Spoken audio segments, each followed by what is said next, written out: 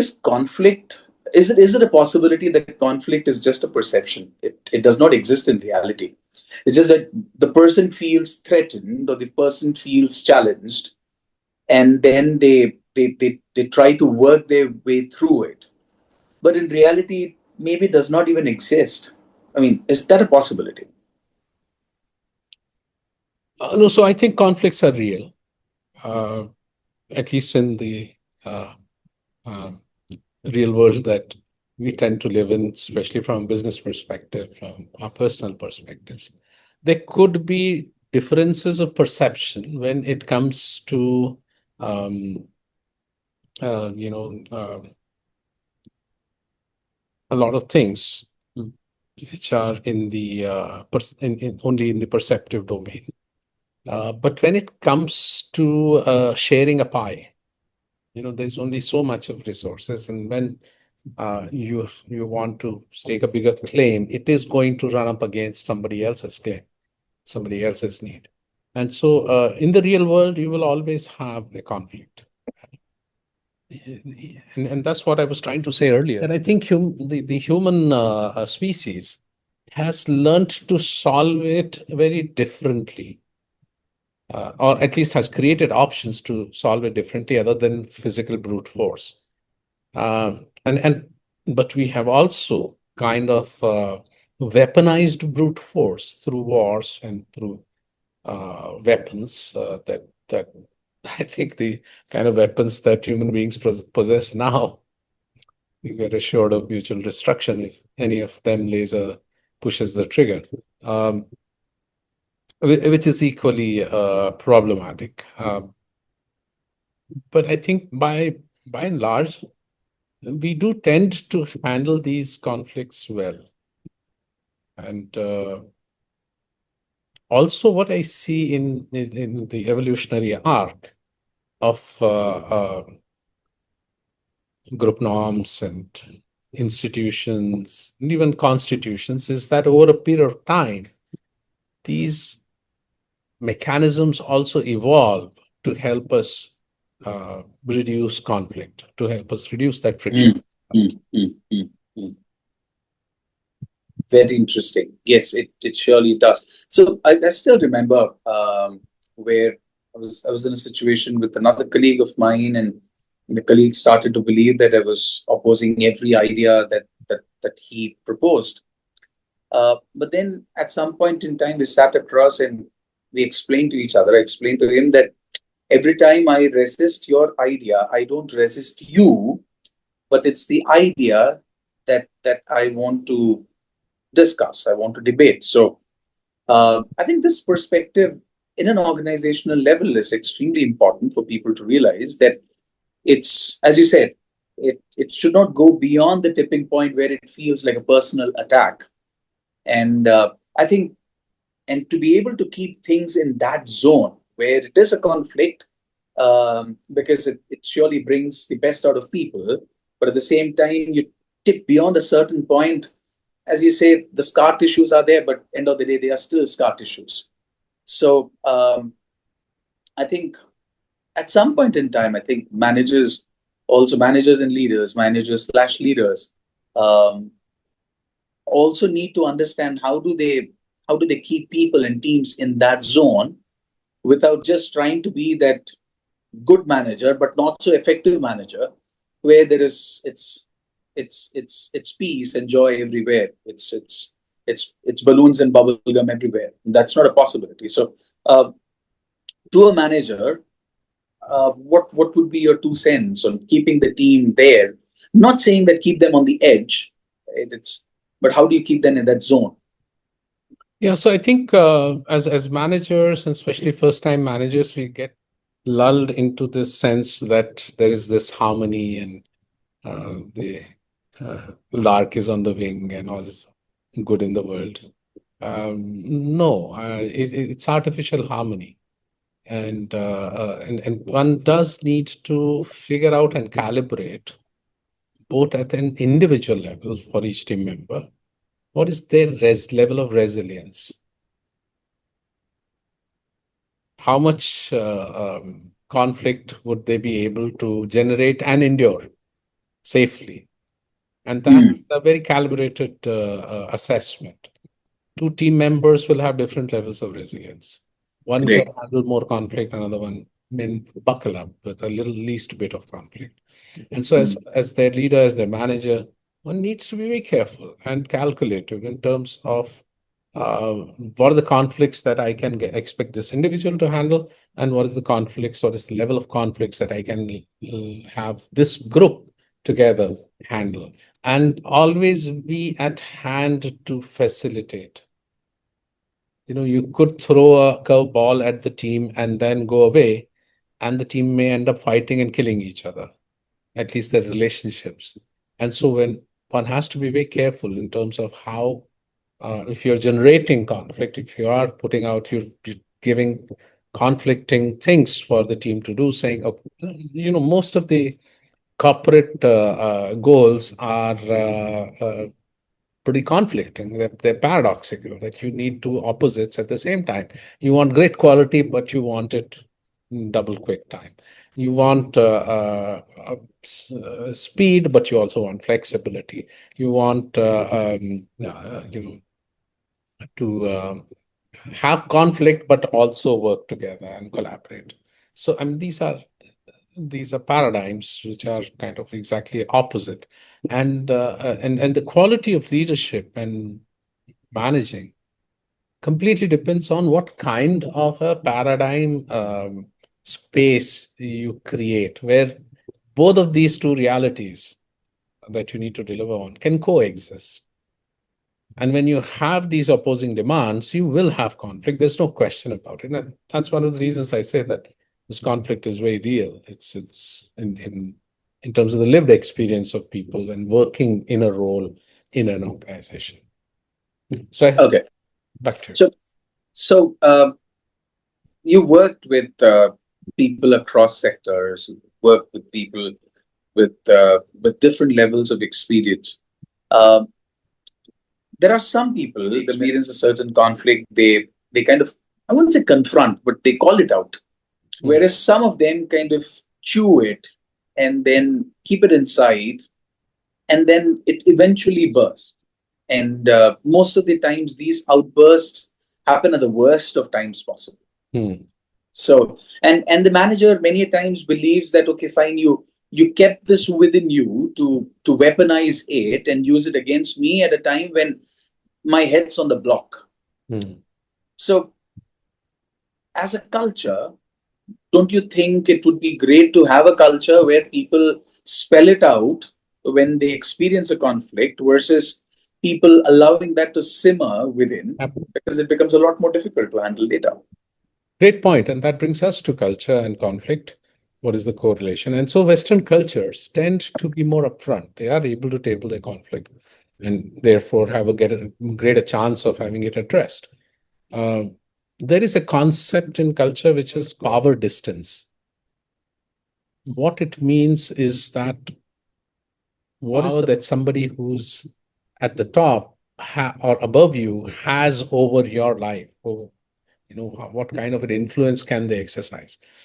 If When the power distance is very high, it means that the other person, the power holder above you, can really crush you and make your life miserable, is when the person below in a hierarchy will stop opening up or stop confronting.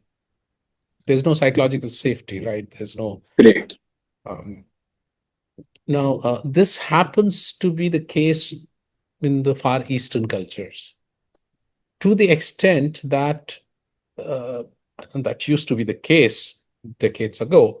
Maybe not as much today, but the Westerners, for example, found it very difficult to read from the expressions of body language of the Yeah. Japanese or the Chinese or the Koreans as to what were they feeling, and did they agree, did they not. They would not show any reaction through their body language because the culture trains them for it. The culture is very patriarchal.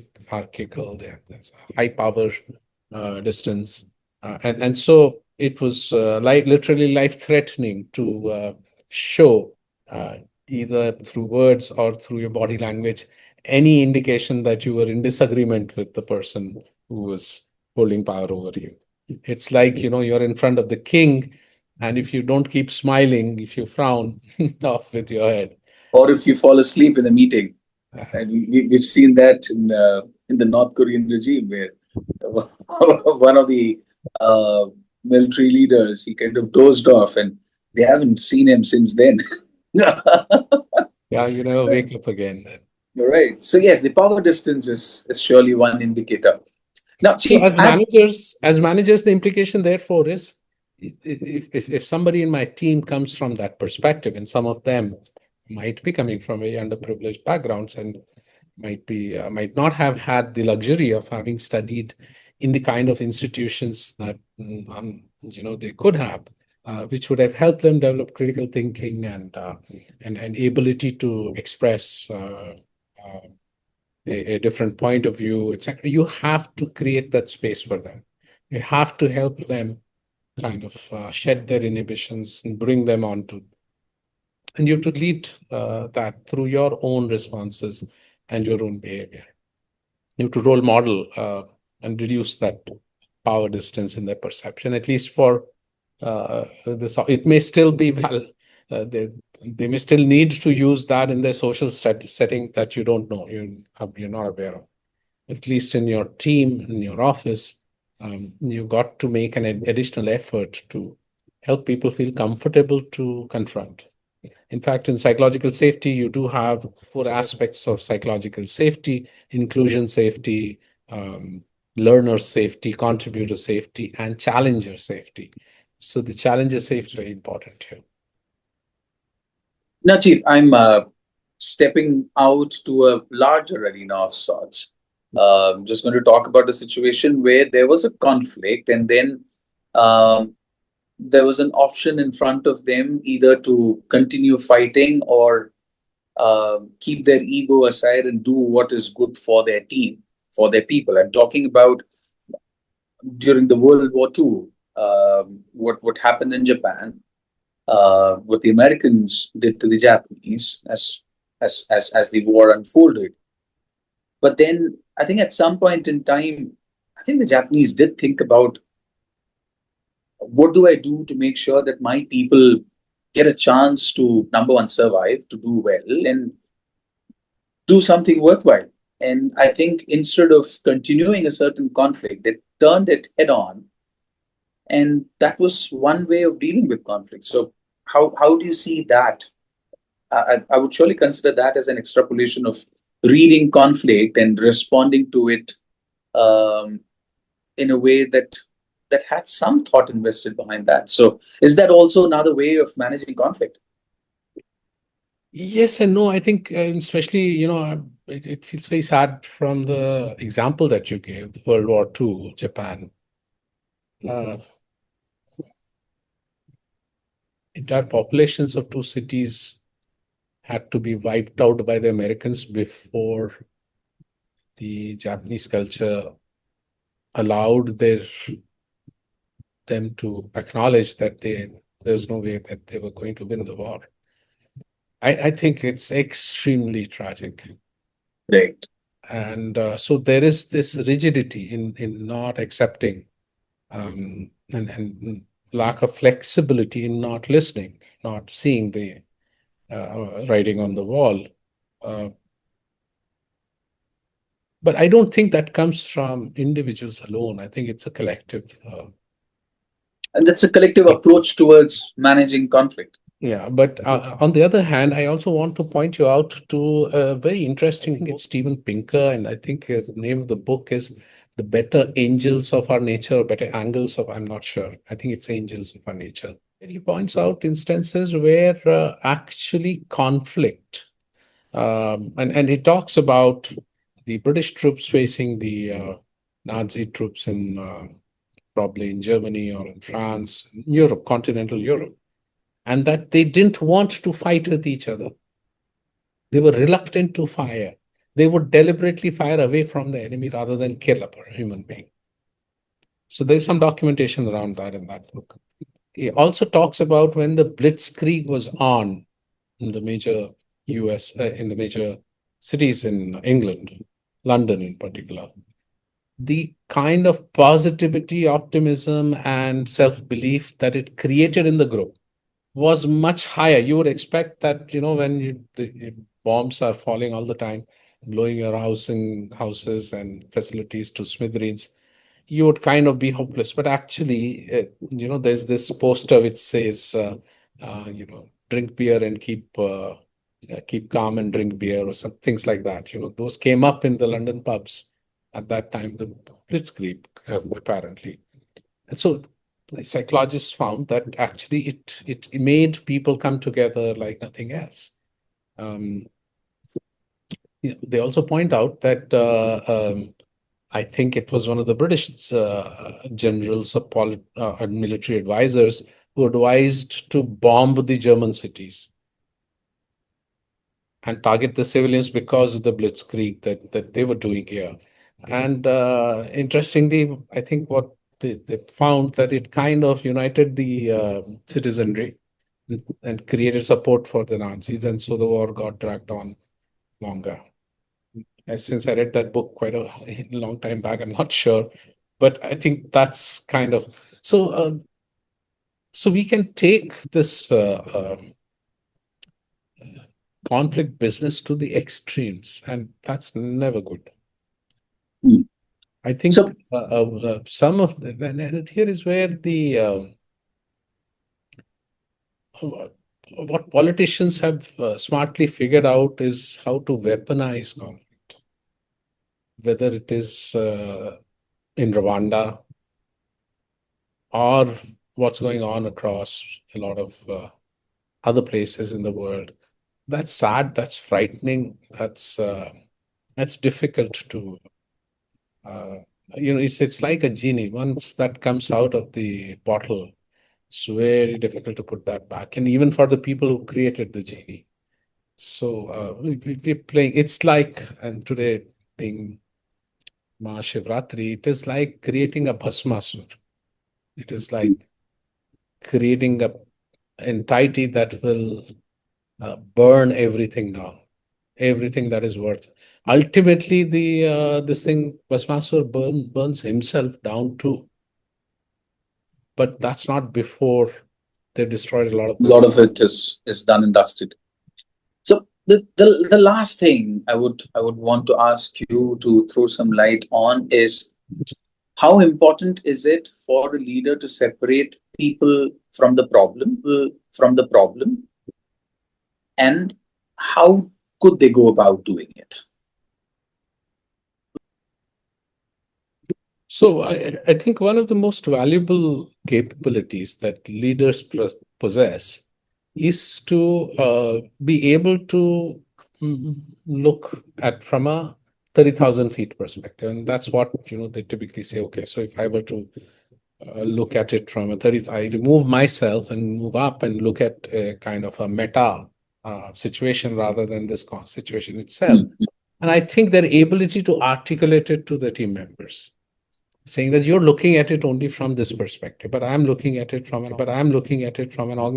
from a team perspective, from a divisional perspective, from a business perspective, from an organization perspective. I'm looking at it from different stakeholder perspectives. What works for you doesn't work for, it hurts some of the other stakeholders. So I think this ability to help go back and forth and to go from the micro to the macro is the ability that leaders need to build to be able to help people working with him or her to also understand and have some empathy for another perspective, another stakeholder, and to acknowledge that there are other stakeholders, that I'm not the only person whose interest is at stake. So I mean, absolutely true. I think end of the day, it boils down to the ability of the leader to present the perspective, because it will allow people to look at things in a certain way. Right. So yeah. In our culture, you have the entire Gita about that. It's Krishna.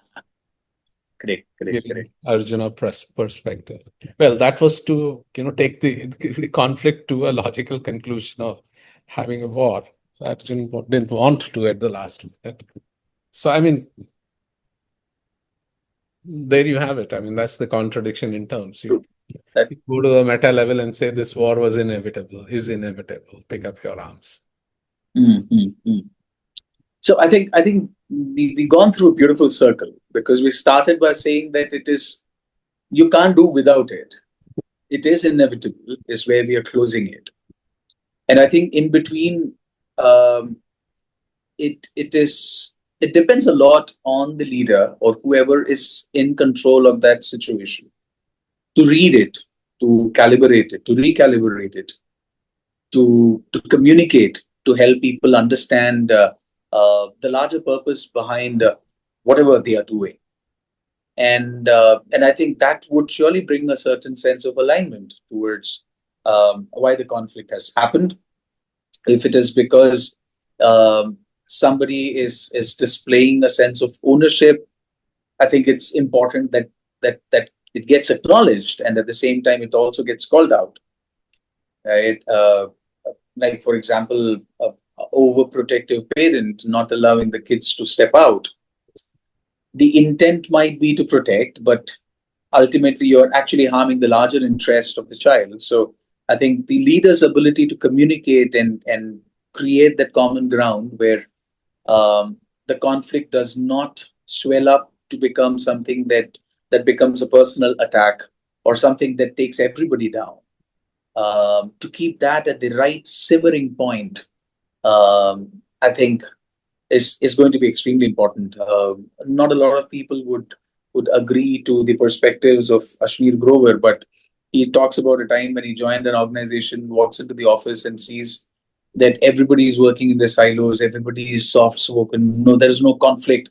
And he realized that this is no way you'll find solution to problems in the real world. You will have to be on each other's shoulder, walking, fighting, because it shows ownership. It surely means that finding a solution to this challenge means the world to me. So that's the kind of intent that many people show. And the same thing for the person sitting on the other side of the table could come across as something intimidating. And so, number one, from where we started, where we close, I think we hold on to the consistent string that it is inevitable.